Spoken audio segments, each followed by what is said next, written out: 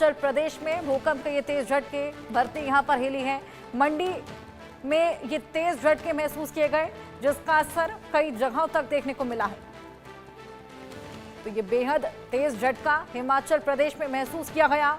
पहाड़ी इलाका है, ऐसे में जब यहाँ पर इस तरीके से अर्थक्वेक महसूस किया जाता है, लोग बेहद ज्यादा डर जाते हैं। जिस तरीके से लगातार हम देख रहे हैं अर्थक्वेक की खबरें बढ़ती चली जा रही हैं, जगह जगह अर्थक्वेक की फ्रीक्वेंसी भी बढ़ती चली जा रही है। ऐसे में लोगों में डर और दहशत का माहौल। 3.4 की तीव्रता का यह भूकंप था। दहशत से घरों से लोग बाहर निकल गए, लोग सुरक्षित स्थानों पर पहुंच गए। हालांकि अगर रिक्टर स्केल के हिसाब से देखा जाए तो 3.4 की तीव्रता का भूकंप कम माना जाता है, लेकिन पहाड़ी क्षेत्रों में 3 की तीव्रता का भूकंप भी बेहद ज्यादा तबाही लेकर आ सकता है।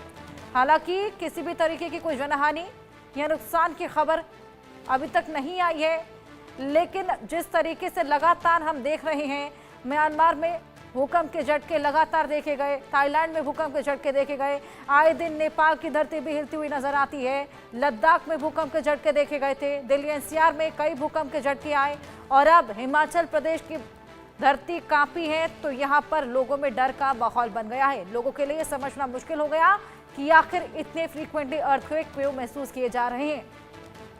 न केवल लोगों के लिए, लेकिन सीस्मोलॉजिस्ट के लिए भी ये बेहद बड़ा चैलेंज बन गया है। जिस तरीके से साल की शुरुआत से ही हमने देखा कि तमाम भूकंप के झटके अभी तक महसूस किए गए हैं।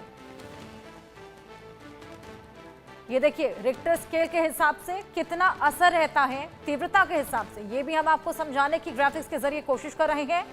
0 से लेकर 1.9 के रिक्टर स्केल पर अगर ये भूकंप होता है तो इस भूकंप को हल्का माना जाता है और केवल महसूस होता है। वहीं इससे तेज जितने भी भूकंप के झटके होते हैं, जो कि 2 की तीव्रता के, 3 की तीव्रता के रहते हैं, इनको भी हल्का ही माना जाता है, लेकिन इनका जो एहसास होता है वो थोड़ा ज्यादा रहता है। वहीं 4 से 5 की तीव्रता के भूकंप के झटके तेज माने जाते हैं और अपने साथ तबाही भी लेकर आ सकते हैं। वहीं 6 से 7 की तीव्रता के भूकंप बेहद ज्यादा भयावह हो जाते हैं और यहाँ जितनी भी हाई राइज बिल्डिंग्स होती हैं उनको खासा नुकसान पहुंच सकता है। तो यहाँ हिमाचल प्रदेश में जो भूकंप का झटका महसूस किया गया वो था 3.4 का, यानी कि ये झटका बेशक हल्का था, लेकिन क्योंकि यहाँ पर पहाड़ियां ज्यादा है, पहाड़ी इलाका है, ऐसे में यहाँ पर धरती की जो कंपन है वो ज्यादा महसूस होती है। जिस तरीके से लगातार ये भूकंप के झटके देखे जा रहे हैं, कहीं ये कोई बड़ी घटना से पहले का अंदेशा तो नहीं। क्या होता है रिक्टर स्केल, ये भी आपको बताते हैं। भूकंप की तीव्रता नापने के लिए रिक्टर स्केल का इस्तेमाल किया जाता है। रिक्टर स्केल में तमाम तीव्रताएं, पैमाने यहां पर तय किए जाते हैं। जैसे कि मैंने आपको अभी बताया, 1 से लेकर 2 की तीव्रता के भूकंप के झटके कम माने जाते हैं। वहीं 2 से लेकर 3 के तीव्रता के भूकंप के झटकों को कम, लेकिन उनका एहसास ज्यादा होता है। वहीं 3 से ऊपर के जितने भी भूकंप के झटके होते हैं वो अपने साथ भारी तबाही भी ला सकते हैं। 7.7 की तीव्रता का जो भूकंप का झटका म्यांमार में आया था, उसके बाद क्या मंजर बना वो तो हम सभी ने देखा। लेकिन जिस तरीके से लगातार भूकंप के झटके आए दिन देखे जा रहे हैं, जो फ्रीक्वेंसी बढ़ गई है, ऐसे में लोगों में दहशत का खासा माहौल है।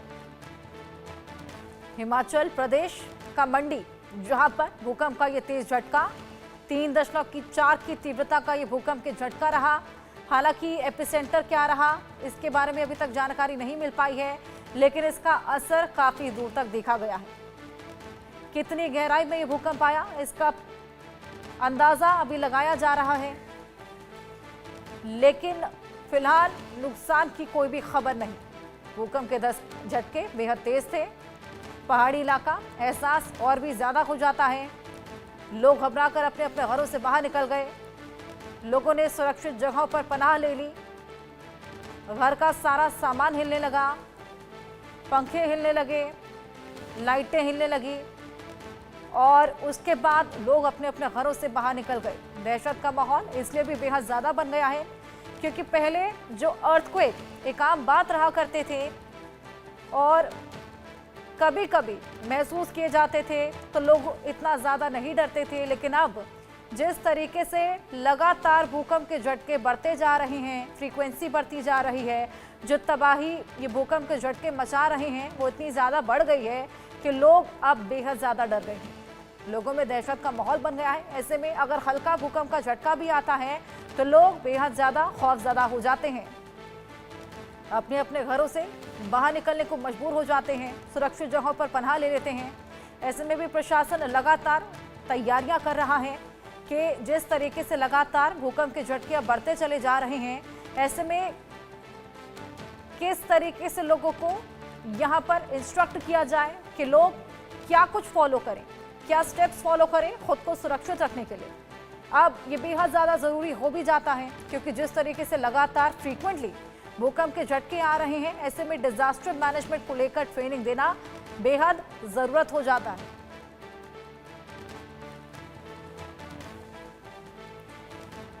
हिमाचल के ब्यूरो चीफ अनुराग शर्मा हमारे साथ जुड़ गए हैं, उनसे और जानकारी इस पूरे भूकंप के बारे में लेंगे।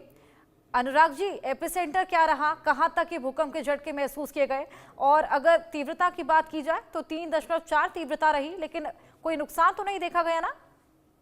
नहीं, बिल्कुल नहीं। अभी ऐसा जो है 3.4 रेक्टर स्केल पे जो है ये भूकंप अभी हिमाचल में आया है और ये इसका जो मेन एपिसेंटर रहा है वो सुंदरनगर रहा है।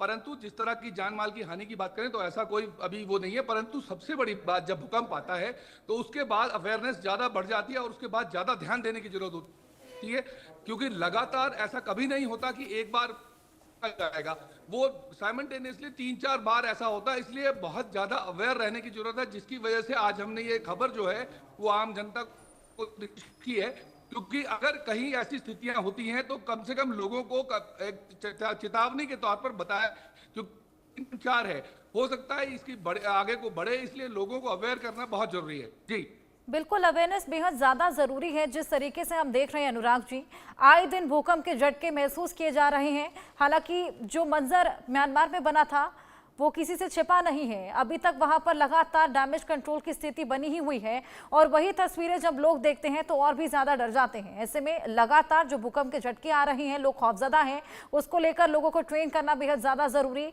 वहाँ क्या माहौल बन गया था? देखिए, लोगों में एकदम तनाव की स्थिति तो उत्पन्न हो गई थी, क्योंकि बहुत सा एकदम अचानक जो है वो सब कुछ बिल्डिंगें हिलने लग गई। ऊपर की जो लेटे हुए लोग थे उन्होंने जैसे पंखे देखे, क्योंकि 9:15 बजे का घटना है और आज छुट्टी का दिन है, तो मोस्टली लोग जो है वो घरों में ही रहते हैं। और जब सुबह इस तरह की घटना घटी तो लोगों में हफड़ा दफड़ी का माहौल जो है वो तो आया ही आया है। परंतु सबसे बड़ी बात यह है, अच्छी खबर यह है कि अभी जो रेक्टर स्केल है वो बहुत कम था, कोई इतना ज्यादा वो नहीं, स्थितियां कोई ज्यादा विपरीत नहीं है कि जिसकी वजह से ये कहा जा सके कि कोई नुकसान जो है वो हमें देखने को मिला है। परंतु फिर भी अभी जांच की जा रही, क्योंकि बहुत से ऐसे मकान हैं, अगर आप पूरे हिमाचल का टेरेन देखेंगे तो हिमाचल का 45% हिस्सा ऐसा है, क्योंकि अभी IIT रोपड़ ने जो है वो एक अपनी जांच में ये बताया है कि हिमाचल का 45% हिस्सा ऐसा है जो धंसने के कगार पर है, जैसा जोशीमठ में आपने देखा था। इसकी वजह से जो स्थितियां हैं या डर का माहौल है वो ज्यादा बढ़ गया है, लोगों में तनाव है। अगर इस तरह की कोई स्थिति आती है तो स्थितियां गंभीर हो सकती हैं। जी बिल्कुल अनुराग जी, स्थिति क्योंकि पहाड़ी इलाका है, ऐसे में गंभीर और भी ज्यादा हो जाती है, क्योंकि वहां पे जो घर हैं वो पहाड़ियों पर सटे हुए हैं, अपने आप में वो बैलेंस इतना नहीं ज्यादा हो पाते हैं। ऐसे में लोग भी वहां पर बिल्कुल डरे हुए हैं। रिक्टर स्केल पर हालांकि 3.4 की तीव्रता रही, जिसको कम माना जाता है, लेकिन लोग बेहद ज्यादा डर गए।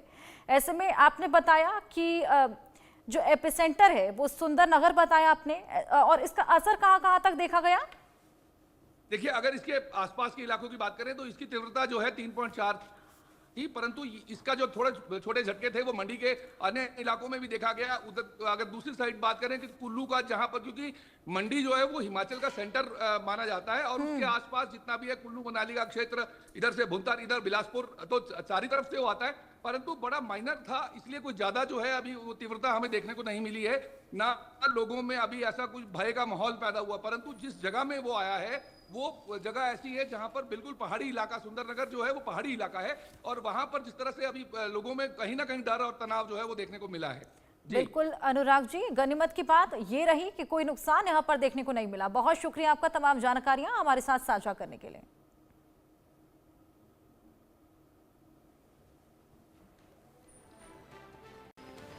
आगे बढ़ेंगे। राणा सांगा पर घमासान जारी है। केंद्रीय मंत्री गजेंद्र सिंह शेखावत ने कहा कि रामजी लाल सुमन